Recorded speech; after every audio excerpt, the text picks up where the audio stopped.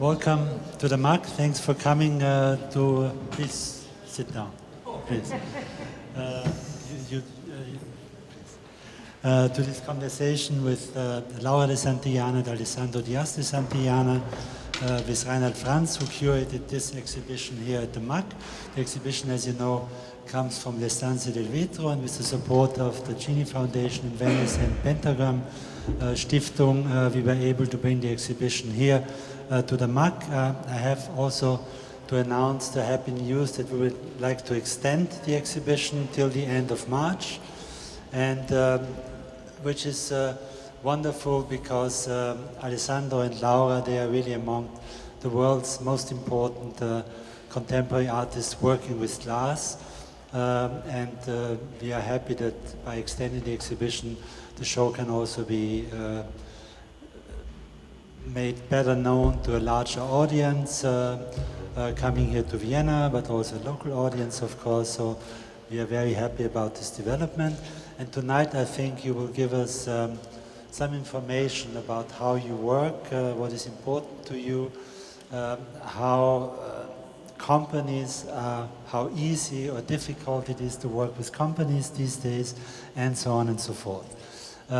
Thanks for coming. You know that later on, after 7, we will also open a big exhibition about jewelry. So I guess you have an hour, more or less, and then this will wind down. Yeah? Okay. Thank you very much, and I hand over to Rainald Franz. Thanks again for coming back. Thank you very much. Thank you.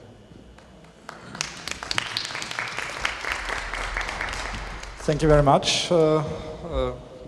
Good evening, ladies and gentlemen. We are happy to have Laura and Alessandro Santillana once again here.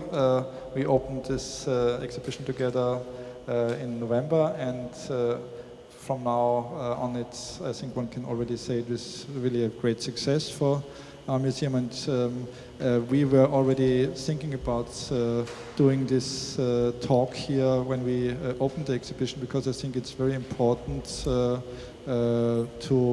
the understanding, for the deeper understanding of your work, to really talk about how did you get to that?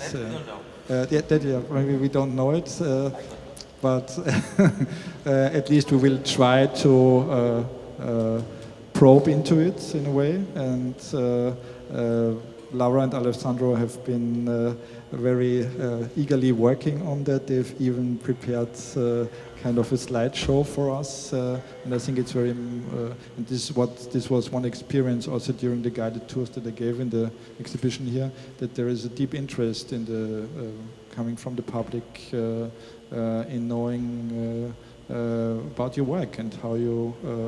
Maybe also your daily work, how it's going on.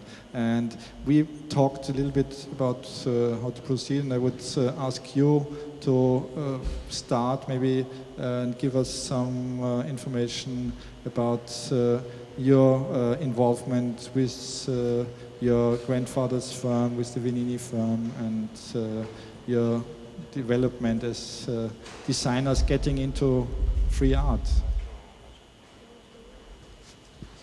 So, as you see on the wall, there's a picture of, this is our grandfather, Paolo Venini, who he was in the First World War. He was sent to Venice, and in the area around Venice. And he went to Venice, and the story in the family is that he loved the place, and he thought, what can I do to be able to live in Venice? And he was a lawyer. And with his young wife, he moved to Venice, and he opened up a glass factory, to make it short. So this is a grandfather, very young, in 1917, and the factory was opened in 1921. So if we go to the next. This is the factory in the first years. He opened the factory with the gentleman which is in the back, who is in the back with a little handkerchief in his pocket, Mr. Capellin, and our grandfather is in front. The factory at the time was like a big family, in the sense that everybody was living around it. There was a vegetable garden. There was even cows.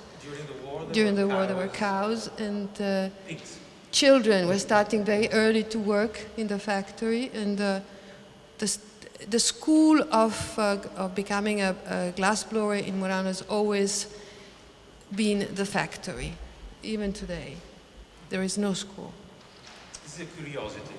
You talk about it. This is a curiosity. This is a postcard sent from Vienna to an Italian gentleman who was an intellectual, important man, by our grandfather, and it's signed by Joseph Hoffmann and his wife. So, signature there, yes. So they knew each other. They knew each other, yes. That's a very, 1929. very close link. This is just to give an idea of what happened in Murano during the years. There was immediately our grandfather started immediately to work with architects and about light in architecture. And so the liaison with architecture has been very strong since the beginning. And then our father, during our father's time, was even stronger because he was an architect himself. So here we see a picture of the visit of Frank Lloyd Wright at the factory, and our mother is at the end there because our grandfather wasn't there. And so you can see Carlo Scarpa as a young man here on the right with a little beard, and Lloyd Wright, of course, sitting with the hat, you recognize it, and our mother in the back. And yeah, to prove this is the ceiling of Palazzo Grassi, where now there is the Pinot Foundation.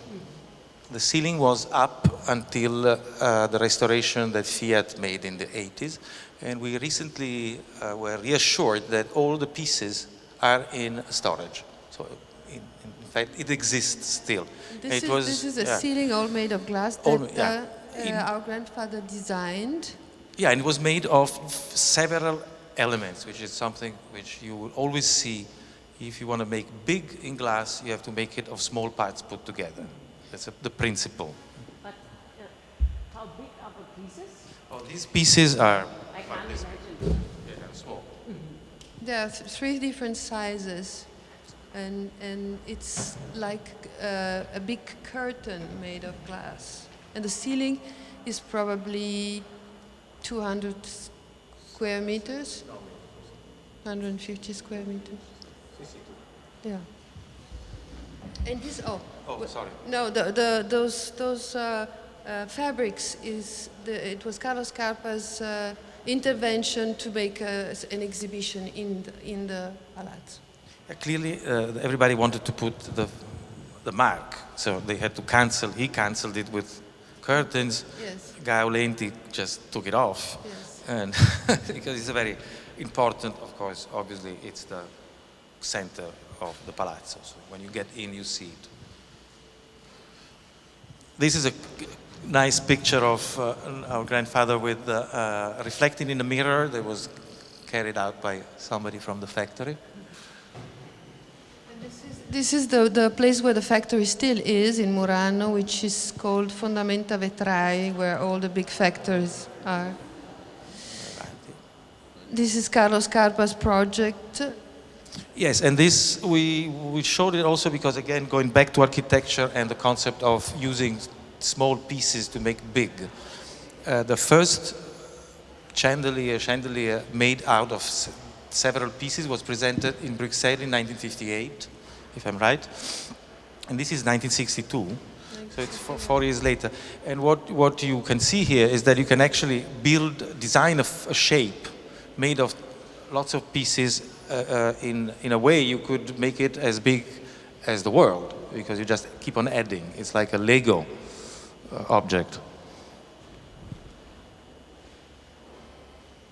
This is our father with a designer that worked for many, many years, Tony Zuccheri. So the story is that our grandfather was managing the company from the beginning, 1921, until his death, 1959. And after that, our father, who was married to one of the two daughters of Paolo Venini, took the place of our grandfather. So when we were born, our father was managing the company, and we grew up we grew up in the factory. So in a way, we both wanted to, work with different materials. We wanted to do different things, but we were continuously attracted by this magnet, which was this fantastic factory, which had the best hands, the best glass blowers, the best colors, the best everything. So it was a place where you could really have fun. And so both of us went to university to do different things, and then both of us came back to experimenting in the factory. This is our father's work in architecture with lighting. He did some amazing projects. This is a ceiling of a theater in Germany, in the city of Fulda. It's completely covered with glass elements and light. The photo is not very good, but... Then in 1974, there was a catastrophic fire at the factory during the night. And very unfortunately, we lost the collection, the best pieces, which were put in the office area of our grandfather, then our father. These pictures I took the morning of after the fire. And this is what it looked, the area where the office of our father was. So the whole museum burned, the whole... which wasn't called museum, there was a... No, it was the place where all the prototypes, all the best pieces, all the unique pieces were put, and there was a wonderful... This is actually the room where there were all the pieces. So it was... But in that, during the fire, we were lucky somehow, because this building, this part of the building burned. Next, there was a smaller building, and in the smaller building there were the drawing office and the archive of drawings, which was saved then. So that always remained safely in our hands. And the factory was saved, so like few days later they could blow again. Work. Ecco Laura. Yeah, this is my first piece when I was working at Venini, and this is 1975, and it's a Murrina plate. Murrina is a very ancient technique. Before they discovered how to blow glass, they used to melt together, let's say, some glass parts. And this is the way this piece is done. The little complication is that each number is created separately. It's like a big rod of glass with a number, and then it's pulled, then it's cut in slices like a salami, and then it's composed on a plate, then it's heated up, and then it's slumped on top of a mold, and then it's ground to very, very thin. And this is this wonderful technique in which Carlos Carpa made wonderful pieces, and also our father. And so my first piece was a Murrina piece. It was not a blown piece. It was not a blown piece, no. This is Alessandro's work. This is my last piece at Venini, and this is again a Murrina but blown. You can see that there is a transparent, the pattern is in a transparent amber glass, while the outside of the amber is an ivory opaque glass. And this is us, because when Venini was bought with a hostile takeover by an Italian tycoon in 1984-5. And Laura and myself, we had already signed for an exhibition in Paris, which was the first exhibition. We counted them today. We did 10 exhibitions together. Quite a and we asked ourselves, and then we asked our father, where do we go to blow the pieces for the show? And at that time, as it happens sometimes in small places like Murano, they thought that the tycoon, being that he arrived, bought Venini and was at the moment where he was buying everything, they thought that it was better not to have us around. And so we had ended up by blowing the glass for the exhibition in New York. And this is us in New York trying to get things together, and we did again Murrine. And it was Murrine also Yeah, that time. yeah. And this place in New York exists. This was the first place where it started. This was in Little Italy in Manhattan at the first floor. And now it's called Urban Glass, and it's a big thing in Brooklyn, a wonderful facility with where you can go and make all kinds of different glass. So this is Laura after the first LSD. This is one of the pieces, the two pieces that I made there with this American Murrina. And Alessandro has one too. Yeah, and this is Murrina again. But this is the clear glass is made out of Coca-Cola bottles refused. So it's kind of a dirtish glass. And after the Venini, so end of Venini experience in the United States, then I took some time off. And when I got back to Murano, I decided that, and that's something which Laura can also talk about, when you work with glass, it's a little bit like with ceramics, that you usually do, because of the technical way you get to a shape, you often get to a container. And because you work as in pottery, you have what is the wheel in pottery? It's the blowing cane. So it becomes just a wheel in this position instead of being flat. So what you do, it's always starting from a bubble, and from the bubble you make a hole, and it becomes like a container.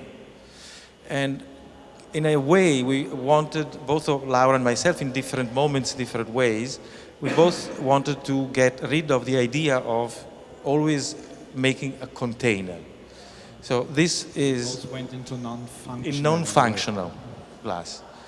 And this is one of the first pieces I did. This is made in two parts, and it was an outdoor piece in France.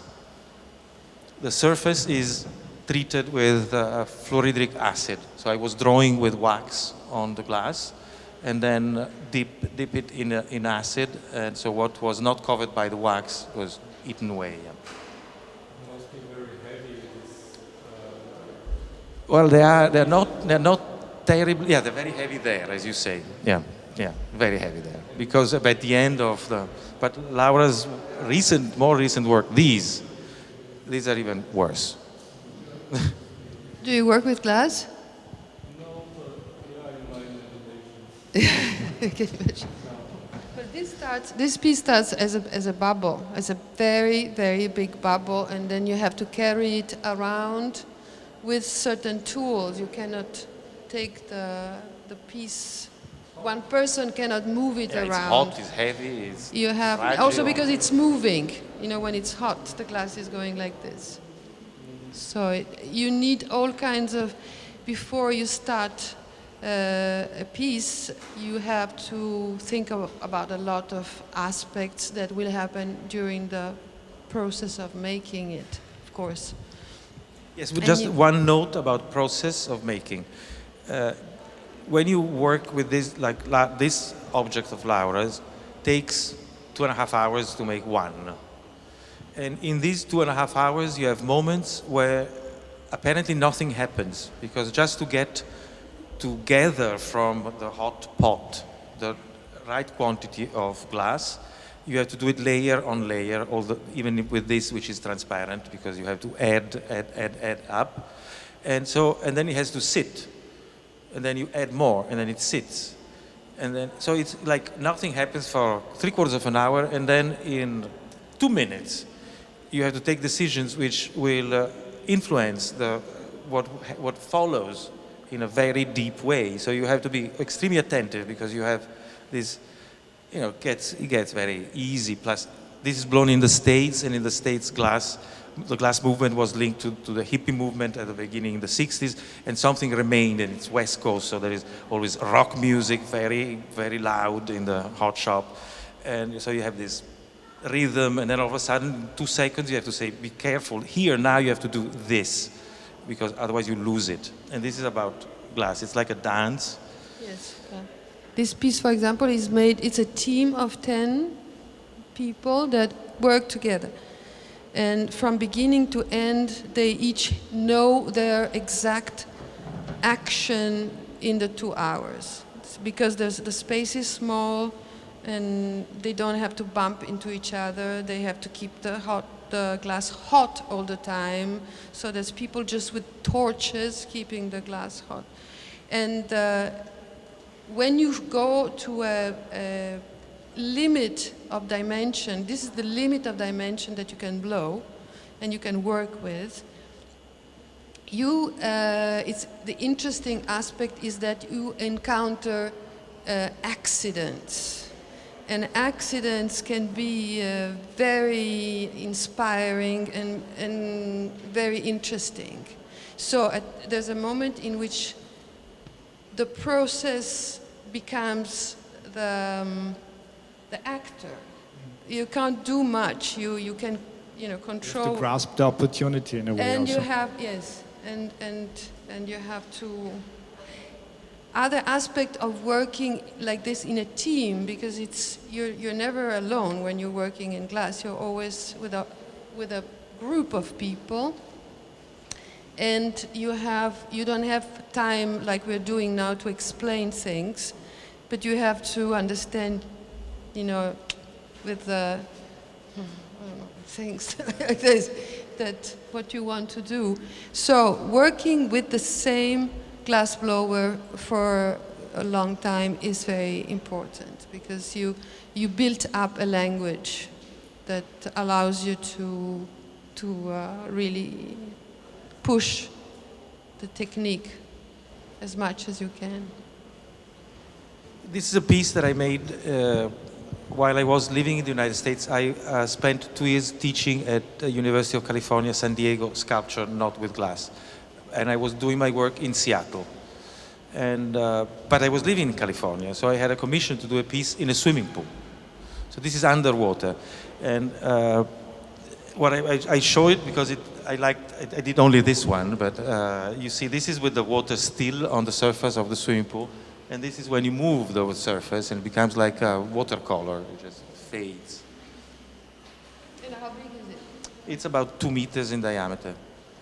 This was a sand cast at the Pilchuck Glass School, which is a fantastic facility invented by Dale Chihuly, who is probably the best known American glass artist, who actually we know since we were children, because he started his career coming to Murano and being hosted by our father for more than 1 year.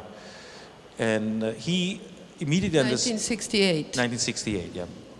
And he was the person who really understood and had a brilliant idea. He understood that you couldn't make glass by yourself, which was the beginning of the hippie style, going into the wood, build your own furnace, and then do your objects. But he understood that you have to be many to make quality, to make it happen. It's really like doing a movie. You need several people, all specialized in doing one thing, but all in a crew. And what was also very brilliant about Dale's intuition was that as much as we did being a high craft factory, that for every model you would have a perfect shape, a perfect size, and it was our grandmother was the terror of the maestri. Discarding was not perfect. He understood that every difference could become a quality.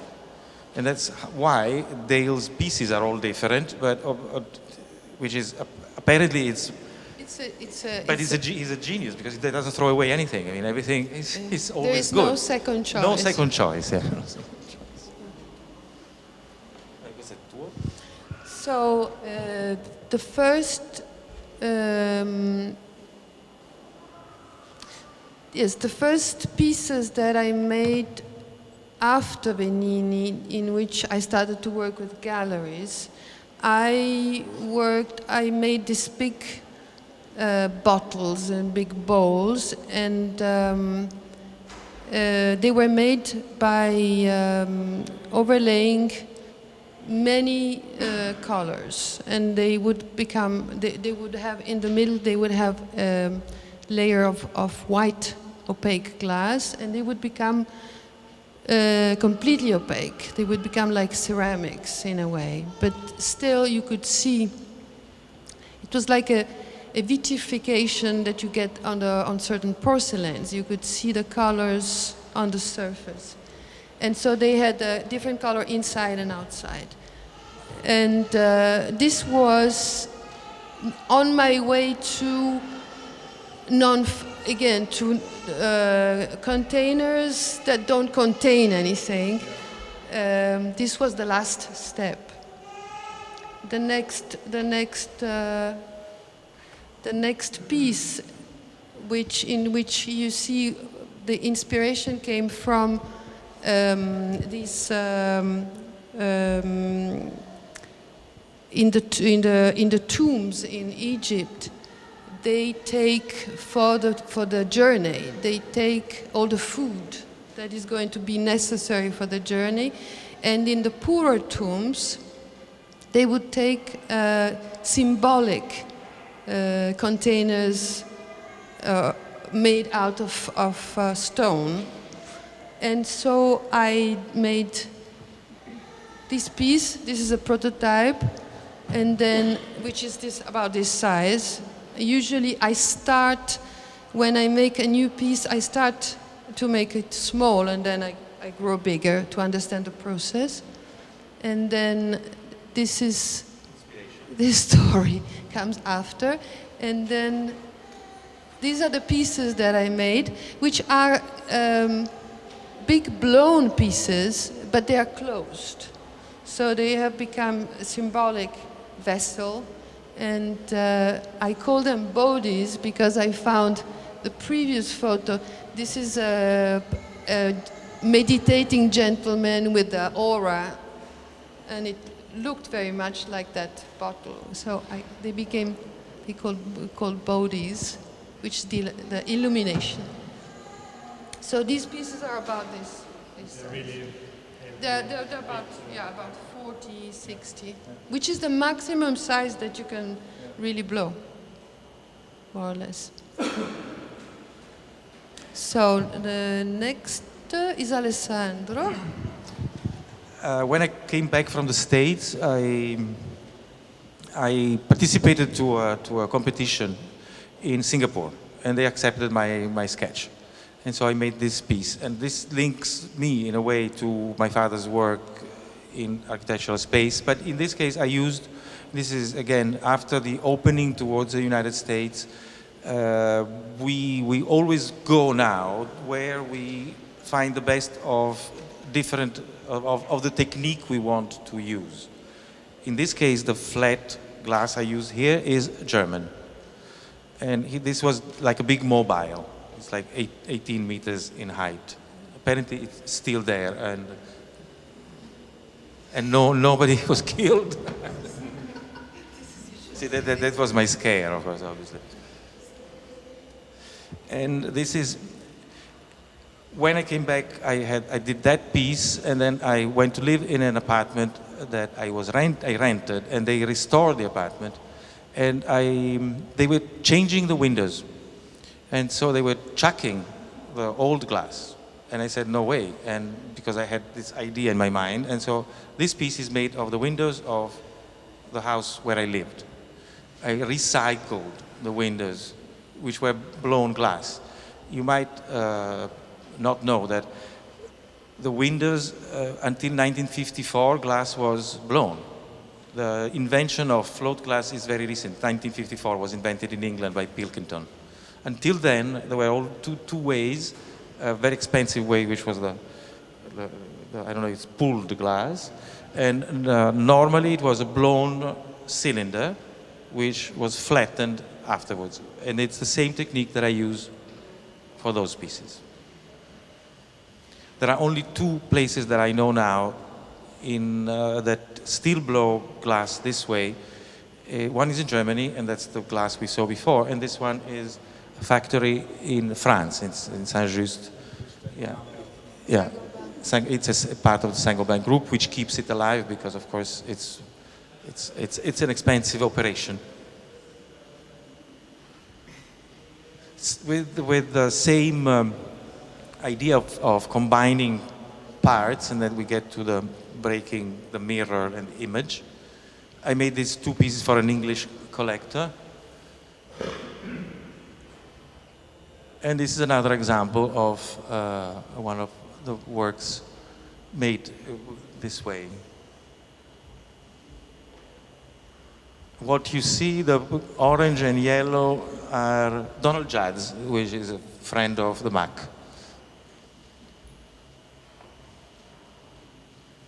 This piece I presented at the Biennale in 2009. It's quite large, 2 meters 50 by 150 more or less. And all you see is glass. What looks metallic, or I don't know what you would read, is a little bit similar to that piece over there, which is a patina of silver on top of glass. So in my search for new shapes, I was working with these steel containers. At a certain point, I was working with my usual maestro in Murano, and I said, why don't you, compress this shape more? Let's try to, compress it more, and he was not happy about it, but he went on compressing, and I got to this shape in which the two planes of the blown sphere came very close. And this is, for me, it was a huge discovery, because what happens when you don't have all this space in the middle, when you reduce the space, is that everything that you do on the surface changes. If you have two cups that are attached together, and you have half color and half color, and then you bring it together, you have an horizon, and you have two areas of color. I mean, lots of things. It was a constant discovery. Only this aspect of compressing completely the air out. And this is my homage to Massimo Vignelli, who was my teacher when I was young.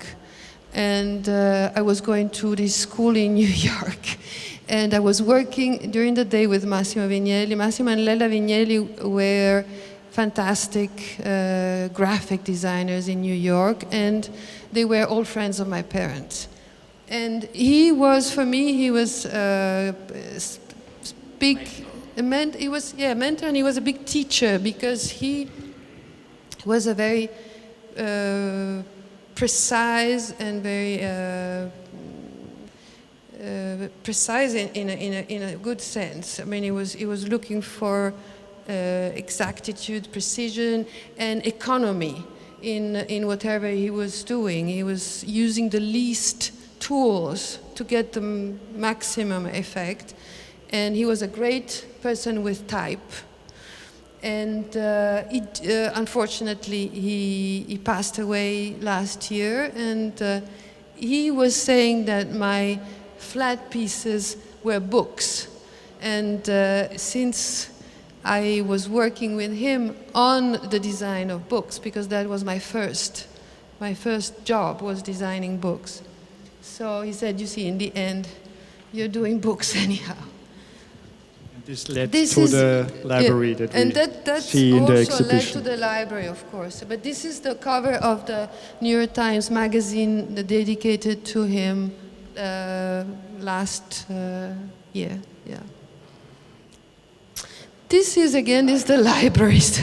This is another inspiration for me. This is a painting by Antonello di Messina. It's by Antonello di Messina. Yes, it's San Gerolamo in his studio.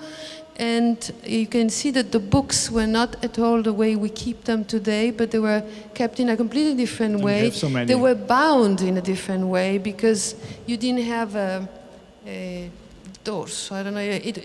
They were put together different. They were kept open or they were kept flat.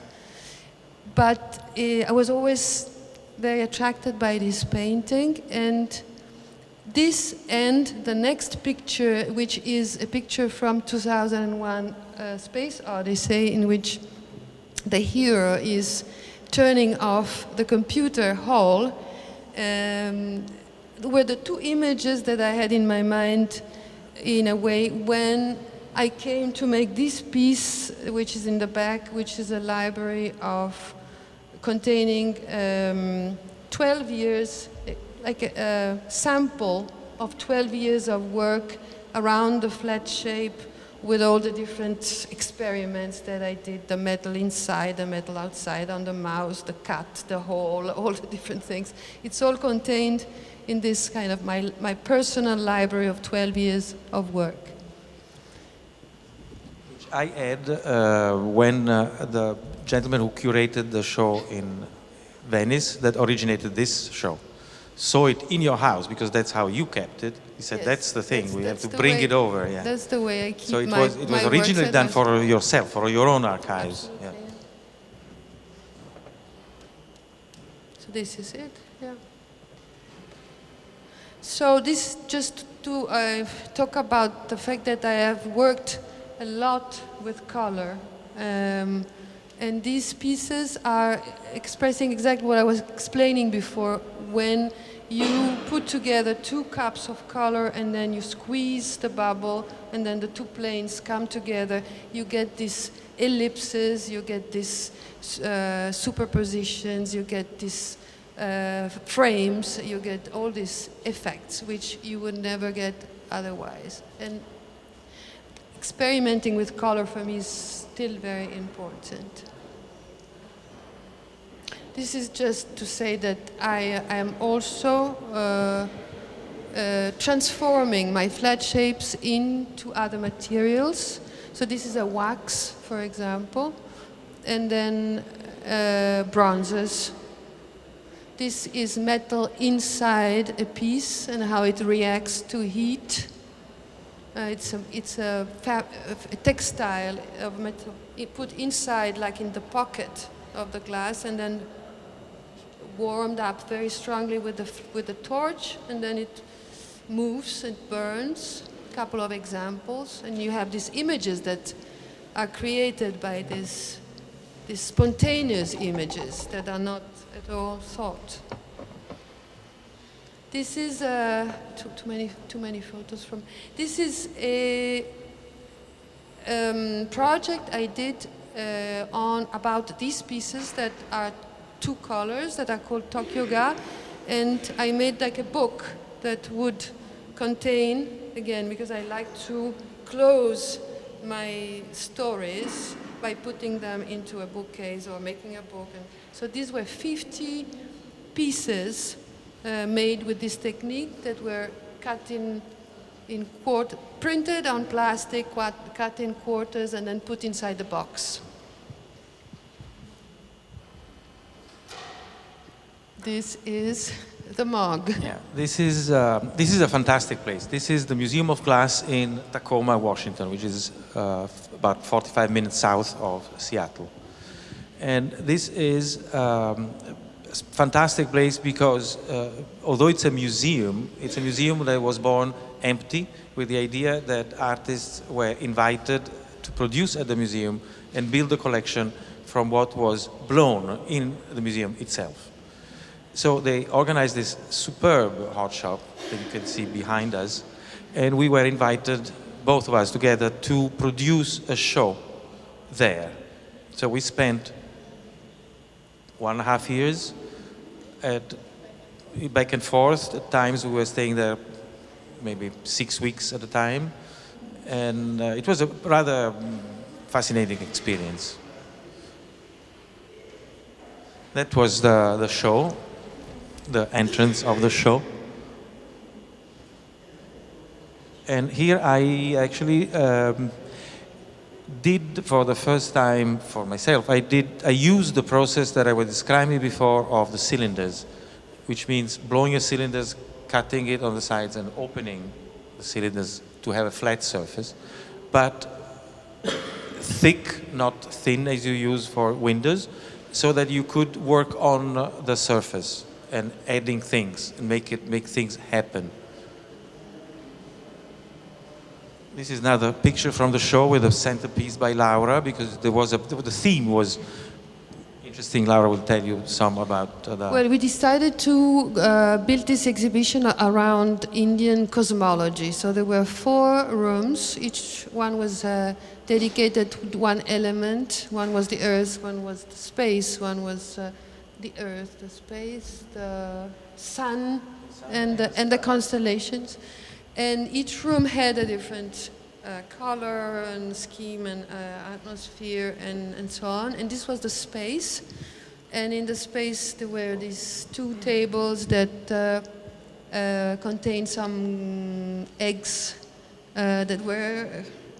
It's a little story about how the universe was created in one of the many cosmologies, which was first was an egg, and then it was divided in 2, and then the whole story, which is wonderful. And Alessandro did the silver pieces, which are clear pieces that are mirrored afterwards.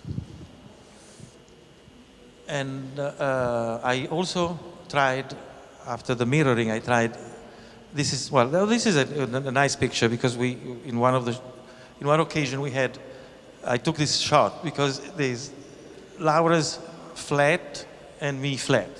So both flat, starting from in glass. The glass is usually, as we said before, it's round, it's blown. So if you try hard, you can have the same impression here with the object. Yes, yes, exactly. Yes. This is a marvelous piece But of this yours. What is black in glass is never black. It's always a very dark amethyst. So when the light strikes, you can see the color. This is Reflection, Narciso, Caravaggio. Alessandro. Yeah. No, Caravaggio, and then this is one of the mirrors, but not a real mirror. This is gold leaf on clear. Size is the same of the silver ones as this one. This one shot with a white wall in front, and this is the same piece seen from the side with the garden of San Giorgio reflecting in. So these pieces are very much alive. They change constantly during the day and according to who is around. Because you reflect into the mirror. You're obliged to reflect into the mirror. You can't avoid it. Or you can avoid it if you put mirrors high up, which I did in a project, so that you gather into a room the reaction of one of the persons when they first entered. You gather into a room where they had 3 big, huge mirrors, but you never see anybody in it, because they're just higher than the limit of the human. And so they reflect only each other. Well, this is one of the clear pieces. In the beginning, I was very interested in what was happening inside each time we would compress, and because these images would appear. So these are smaller pieces, about half of these. And the first exhibition of these clear pieces was all about these images that were appearing inside the pieces. Again, a container that contains nothing. In a way, also, these dark mirrors of mine, or the golden mirror, it's a mirror that reflects something else. It's a non-use of, a anti-mirror, or an anti-container yours. This is a group of clear pieces. These were the pieces that were shown at the Biennale in Venice, and they were just recompressed together in a big stack. This is one of them in which you can see all the different things that really happen and that you see more when you have a dark background, which are the parts that are attached, that become like wet cloth. Then there is the surface that happens, the texture happens from the fact that you compress the pieces on top of wet wood, and the wood sometimes burns the surface like you see on the top. So all these different details that tell you the story of the piece. So in these clear pieces is written the story of the process. You find, you know, that pinch part is where the piece was opened up and there's a kind of tension that remained. This is the same kind of piece, same size, but in color. So this is a big red piece. This ruby red, which is a color that is made with gold. And this is a piece blown as all these huge pieces. Laura makes them in the United States because she found a super macho team. The gentleman who blows the pieces is as tall as Christoph, but 3 times wider. He's like a big bear, and it's. I remember, yeah, when you were blowing that with this 10-people team, all very macho. One of the girlfriends of one of the boys came in and said, "Oh, I have to leave. There's too much testosterone here," because it's really like very West. And so in America, we use German colors that come in powders or in rods. And this is the German version of ruby pink red. Which is a ruby pink with a lot of blue inside. Yeah, this one. While this one is the French version of the ruby. This is a piece of mine made in France, which is more similar to the one you have in Czech and the one we have in Venice.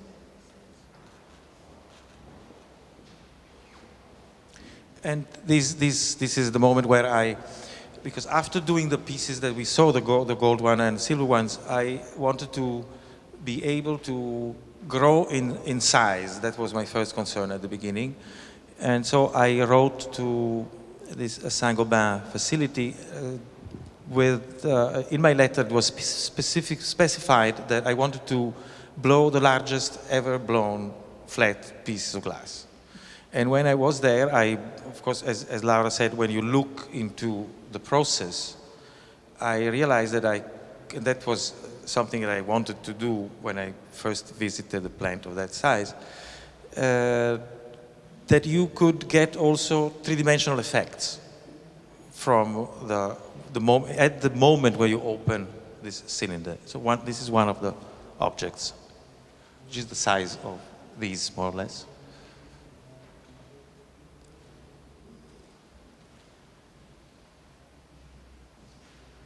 This is again how things get into your mind. Laura, we were discussing it before, where we just said how ideas arrive, and I don't know how it happens. But it's kind of strange even for me that I took some pictures in Sri Lanka on a beach, a serial picture of sand. And 4 years later, I made this piece, which is really like, when I saw it, I said, oh.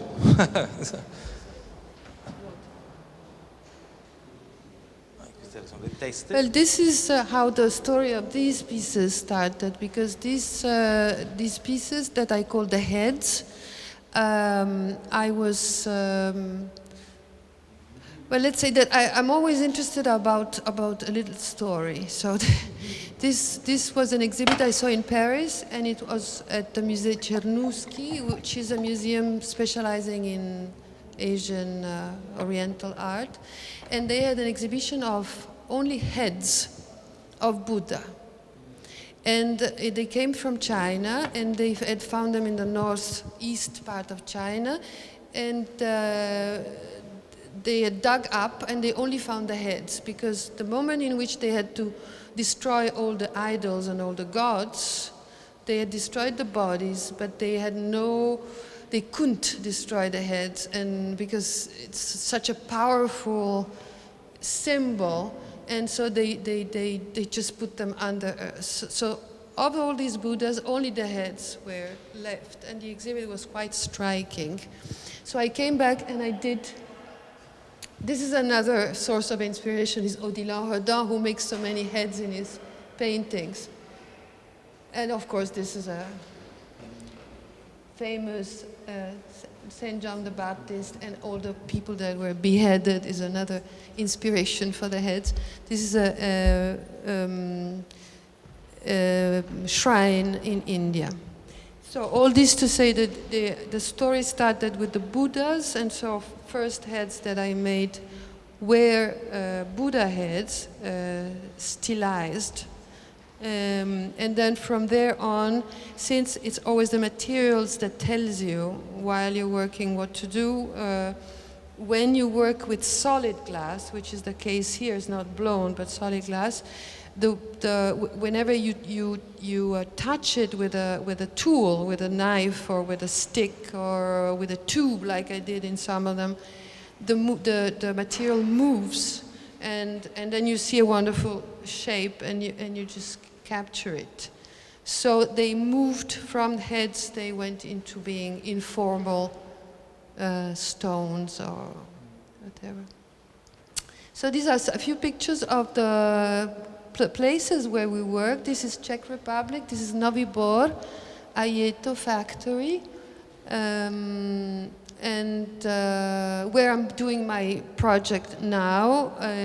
I blow some mold blown pieces, and then I do a secondary work on them. I put them in kilns, and I let the heat, I slump them, which means that I do the same process, but I let the heat and the gravity do it. So this is the factory, and Charlie. Yeah, and just talking about small worlds and family, the glass world is rather small, and so the people are always the same around the world. And we work since many years with this gentleman on the left, who's American, and I started working with him in Seattle, and then he worked with Laura in the Czech Republic, and he was also in Tacoma, and it's 12, 15, more than 15 years. No, more than 15 years. Yeah. Since So 1997. he says that in another life he was Czech, and he's learned Czech. And you've taken up this 19th century and technique of uranium glass. Yes, exactly. I went there. I went to work in Czech Republic because of uranium glass, because I was curious about that color. So that is uranium I'm blowing, and they blow the uranium glass twice a year with a special. They come with a special van with special. Everybody's dressed up, and they use gloves and etc. because the uranium is radioactive. But the moment it's molten, it loses the properties, and you can use. This is the factory, which is a very happy place, full of colors. And this instead is the place where I slump, which is the opposite. It's a very austere place. It looks a little bit, I won't say what, like cemetery. This is in America, in north of Seattle, where I make these pieces. This is the testosterone This is team. The team, the 10 people. This is the cork plank on which the piece is compressed. The cork tools that he holds in his hand. And the piece is heated up and then just worked on very quickly because it cools down. And you see that two people are holding the rod, and then so they're going back and forth from the what is called the glory hole, which is the place where you reheat the glass. And this is this piece finished after a long work. And obviously, with glass, you have to learn to be very patient in accepting accidents, because Laura had an experience which was really quite proving at this facility. Because when you finish a piece like this, which is always very dangerous to do because it's at the limit in weight, in length of time that you take to blow it, in dimension, because it really fits by a few millimeters on each side of this reheating oven. And finally you see it going into the annealer where it will stay overnight and cool down. And you still don't know after 2 or 3 days if they broke or they're good. And you learn to accept it, because sometimes you'd say, this is the best piece I've done.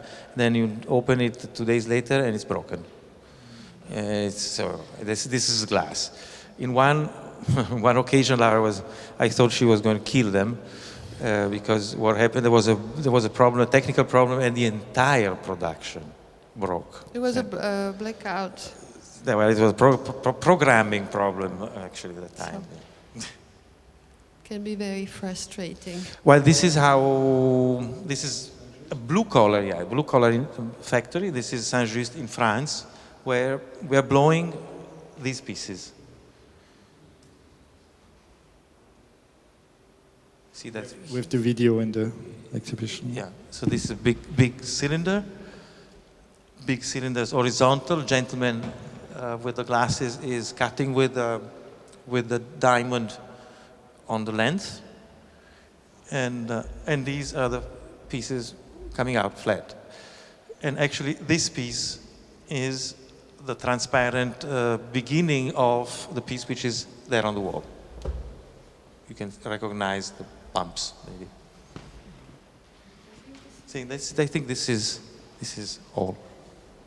Thank you very much. I think I think it was very important to see and to follow your way through the experiences that you made already as children in the factory of your grandfather, later led by your father, and this way that led you towards glass sculpture, we could call it nowadays. You both are going back to work just tomorrow, going to... I'm going to Czech Republic tomorrow, yes, to go on with my project.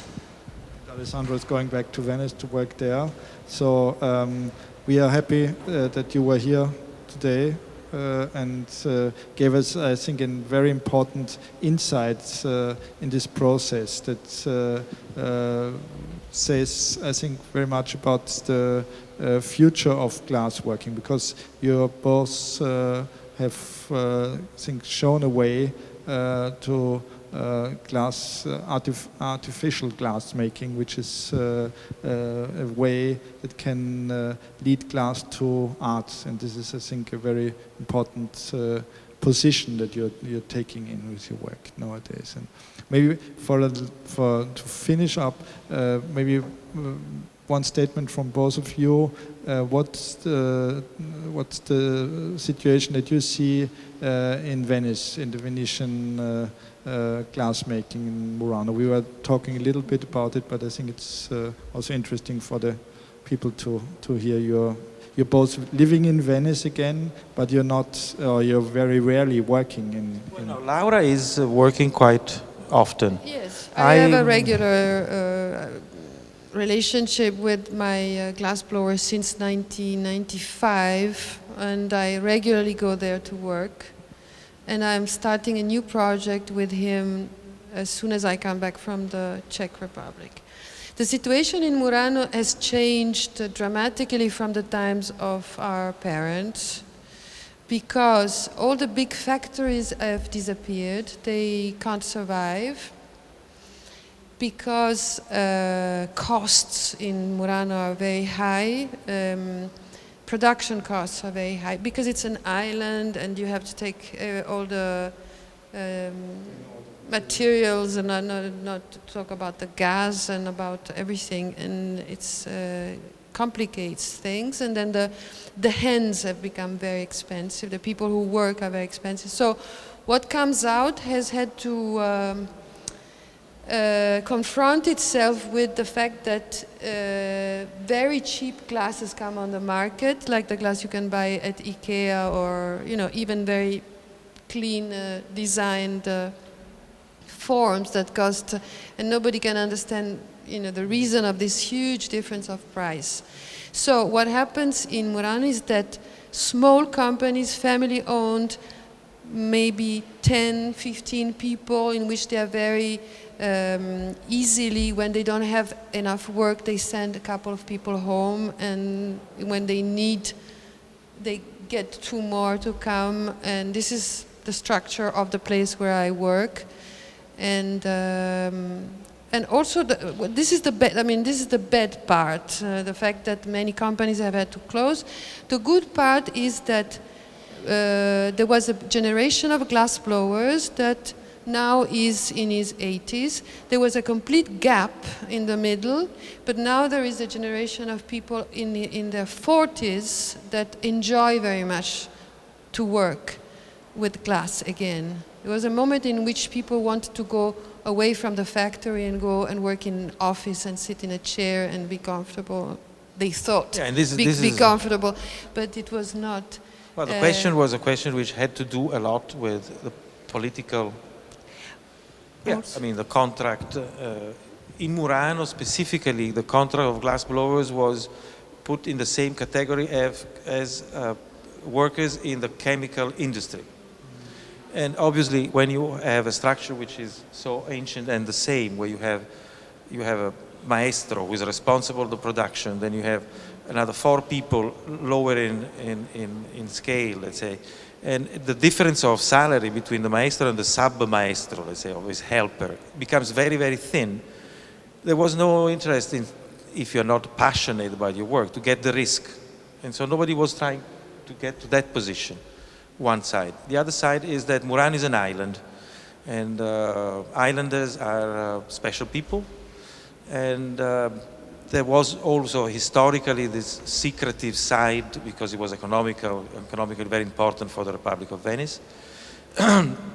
So they always refused to make a real school in Murano. There's no training except if you are trained in the factory. And therefore, closing factories, cost of glass making very high, training becomes very expensive, and there is no school.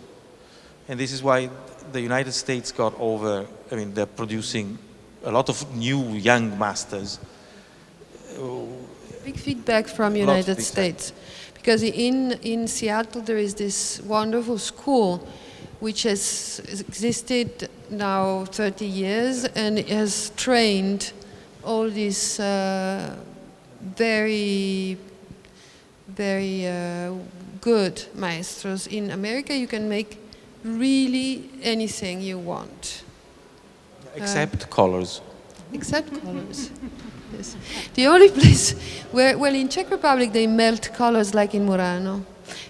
And that makes a whole difference in the way you work, of course, because when you have these pots of color, you can go in and take out the color directly. You can do so many more things.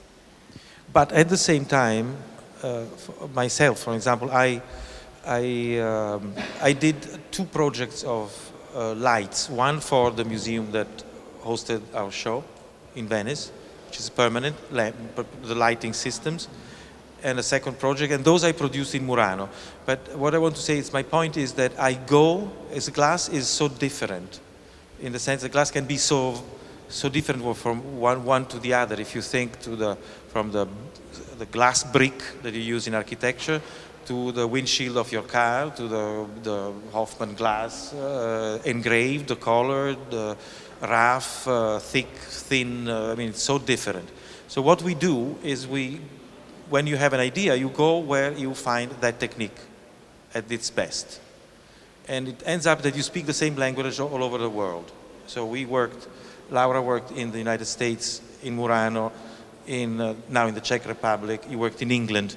I worked in France. Now currently I work in France. I worked in the United States. But at the end, you realize that we are lucky because we both speak both English and French. but still you do have a language which is made of movements, of know how things happen. So I remember when I first went to Saint-Just, which is I repeat, it's a factory, real factory, blue collar factory, and they were looking at me like with a little bit of, what does he want from us?